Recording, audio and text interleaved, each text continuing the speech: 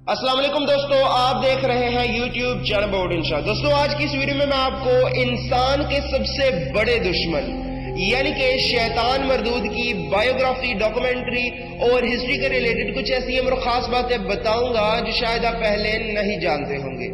Viewers, आज की मेरी वीडियो मेरे बहुत से सब्सक्राइबर्स और व्यूअर्स की फरमाइश पर बनाई जा रही है। इसी वजह से व्यूअर्स वीडियो को लास्ट तक देखेगा और लास्ट तक देखने के बाद अपनी अहम राय और फीडबैक मेरी इस वीडियो और मेरे इस चैनल के रिलेटेड कमेंट बॉक्स में जरूर दीजिएगा।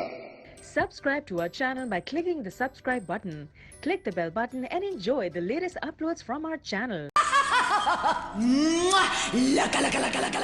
अल्लाह रब्बुल इज्जत कुरान मजीद में इरशाद फरमाते हैं, मोमिनो इस्लाम में पूरा पूरा दाखिल हो जाओ और शैतान के पीछे ना चलो, वो तो तुम्हारा सरी दुश्मन है।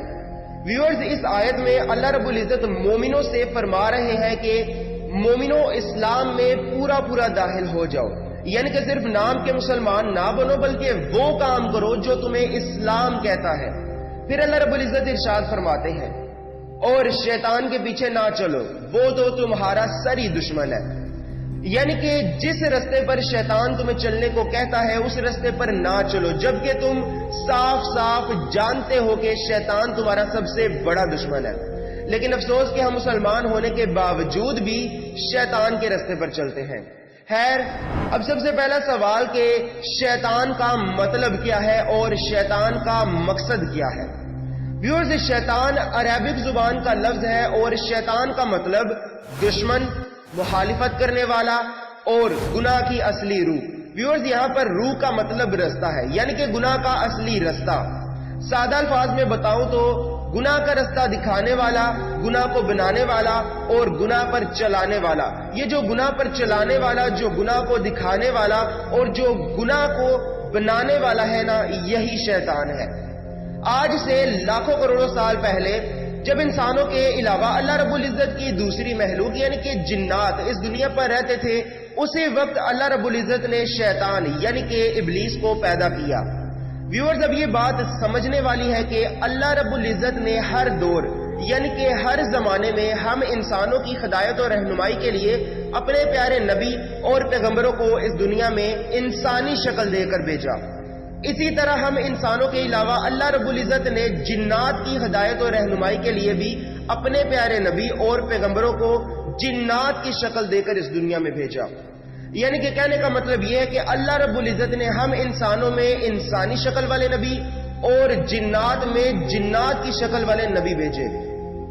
इसराइली रिवायात के मुताबिक अल्लाह रब्बुल इज्जत ने आज से लाखों करोड़ों साल पहले जिन्नात की रहनुमाई और हिदायत के लिए जिन्नात की शक्ल में अपने प्यारे नबी और पैगंबरों को इस दुनिया में भेजा। लेकिन जब भी कोई नबी अल्लाह रब्बुल इज्जत की तरफ से जिन्नात के लिए हिदायत और रहनुमाई और अल्लाह का दीन लेकर दुनिया में आता तो ये जिन्नात उस नबी को कत्ल कर देते। इसी तरह उस वक्त अगर कोई एक भी जिन अल्लाह और अल्लाह के नबियों पर ईमान ले आता तो जालिम जिन्नात उस मुसलमान जिन को भी कत्ल कर देते। जालिम जिन्नात के जुल्म सितम की वजह से मुसलमान जिन्नात हर वक्त खौफ की हालत में रहते और उस वक्त मुसलमान जिन्नात जालिम जिन्नात से बहुत डरते थे। इसी तरह करते करते वो वक्त भी आ पहुंचा जब तकरीबन जिन्नात की सारी कौम गुमराह हो गई और हर वक्त गुनाह पर गुनाह करने लगी। इस वक्त जमीन पर सिर्फ कुछ ही गिने चुने मुसलमान जिन्नात बचे थे। इब्लीस भी इन्हीं मुसलमान जिन्नात में से एक जिन था। जब हर तरफ जुल्म सितम बढ़ने लगा तो अल्लाह रब्बुल इज्जत ने फरिश्तों को हुक्म दिया कि जमीन पर हमला करो और किसी एक भी जालिम जिन को उस वक्त तक ना छोड़ना जब तक कि वो वासिले जहन्नुम ना हो जाए। अल्लाह रब्बुल इज्जत के हुक्म पर फरिश्तों की एक बहुत बड़ी फौज को जमीन पर उतारा गया। इसके बाद फरिश्तों और जिन्नात के दरमियान पूरी रूए जमीन पर एक बहुत बड़ी जंग शुरू हो गई। चूंकि इब्लीस उस वक्त नेक मुसलमान जिन्नात में से था, इस वजह से इब्लीस ने फरिश्तों के साथ मिलकर जालिम जिन्नात का खात्मा किया और पूरी रूए जमीन को जालिम जिन्नात के जुल्म सितम से पाक किया। इसके बाद फरिश्ते इब्लीस को पहले आसमान पर ले गए। पहले आसमान पर शैतान का नाम आबिद था। व्यूअर्स, आबिद अरबिक जुबान का लफ्ज है जिसका मतलब इबादत करने वाला है। दूसरे आसमान पर शैतान का नाम जाहिद था। ویورز اس کا مطلب متقی، پرہیزگار یا پھر عبادت گزار ہے۔ تیسرے آسمان پر شیطان کا نام عارف تھا، جس کا مطلب پہچاننے والا یا پھر ولی اللہ ہے۔ چوتھے آسمان پر شیطان کا نام ولی تھا، جس کا مطلب دوست، سرپرست یا پھر حاکم ہے۔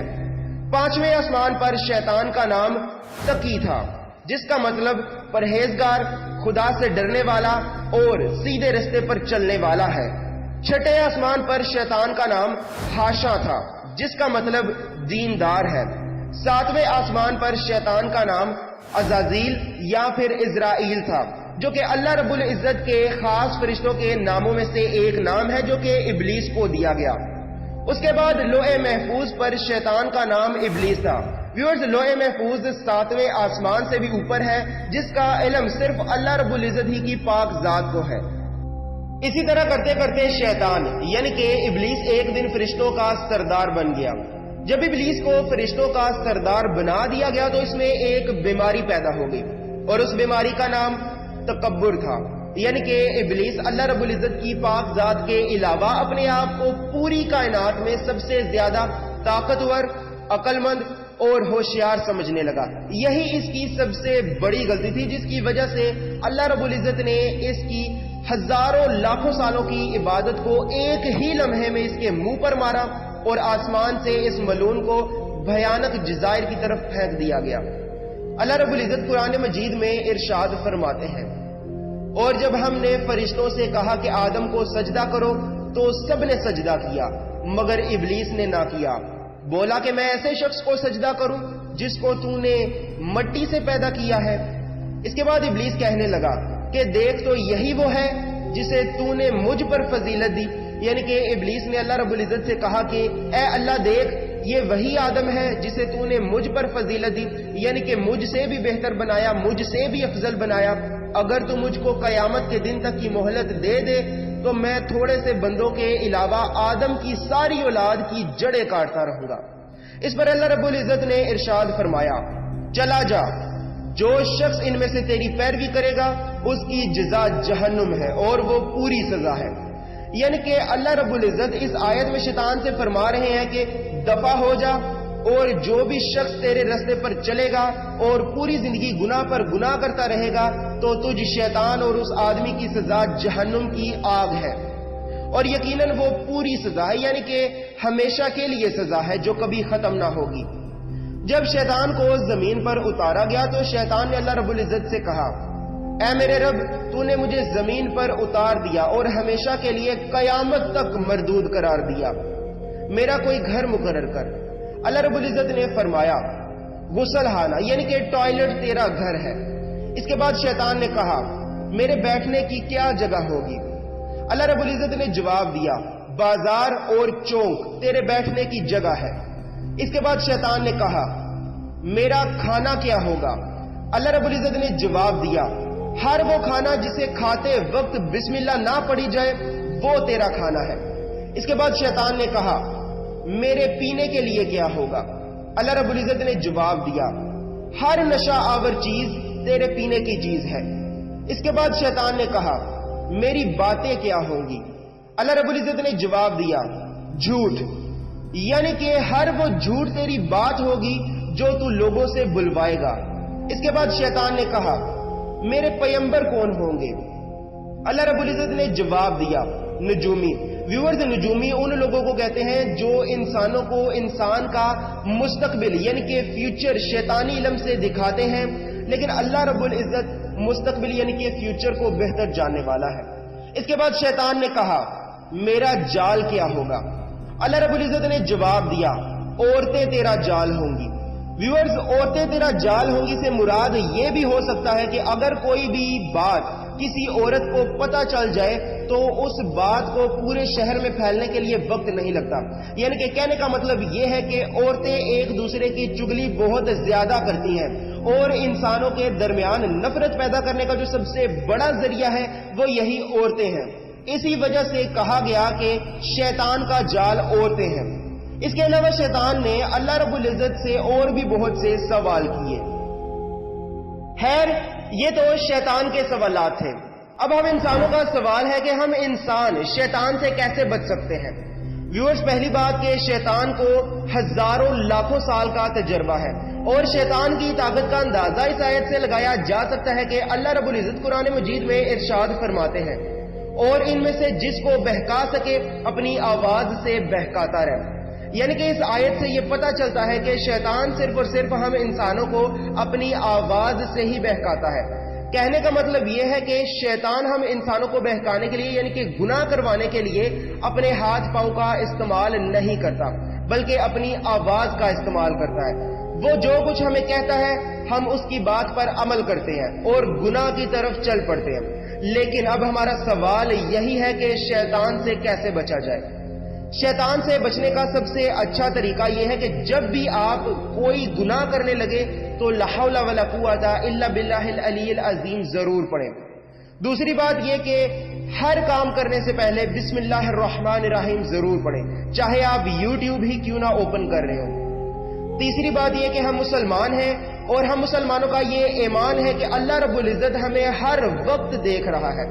اس وجہ سے جب بھی آپ گناہ کرنے لگے تو یہ ضرور سوچ لیجئے گا کہ کوئی ہے جو مجھے دیکھ رہا ہے، اس سے شاید آپ گناہ سے رک جائیں۔ اور چوتھی بات یہ کہ 5 وقت کی نماز ضرور پڑھیں۔ ویورز، نماز شیطان کے منہ پر سب سے بڑا تماچا یعنی کہ سب سے بڑا تھپڑ ہے۔ اللہ رب العزت ہم سب مسلمانوں کو شیطان مردود سے بچنے اور نیک عمل کرنے کی توفیق عطا فرمائے، اور ہم سب مسلمانوں کو نیک، سچا اور ایک مسلمان بننے کی توفیق عطا فرمائے، آمین۔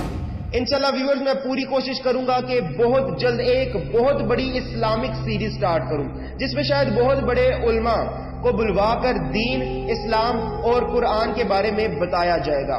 اسی طرح ویورز، ہماری آج کی ویڈیو جو کہ یوٹیوب چینل باؤڈن شاہ کی طرف سے شیطان یعنی کہ ابلیس مردود کی مختصر سی ہسٹری پر بنائی گئی ختم ہوئی۔ اگر آپ کو یہ میری کاوش پسند آئی ہو تو محبت کا اظہار اس ویڈیو کو لائک، شیئر اور کمنٹ میں اپنی رائے دے کر ضرور کیجیے گا۔ اس کے علاوہ اگر آپ اسی طرح کی ویڈیوز دیکھنا چاہتے ہیں تو آپ ہمارا یوٹیوب چینل باؤڈن شاہ سبسکرائب کر سکتے ہیں۔ انشاءاللہ ویورز، نیکسٹ ویڈیو میں ملتے ہیں۔ اپنا بہت سا خیال رکھیے گا، دعاؤں میں مجھے یاد رکھیے گا۔ اللہ حافظ۔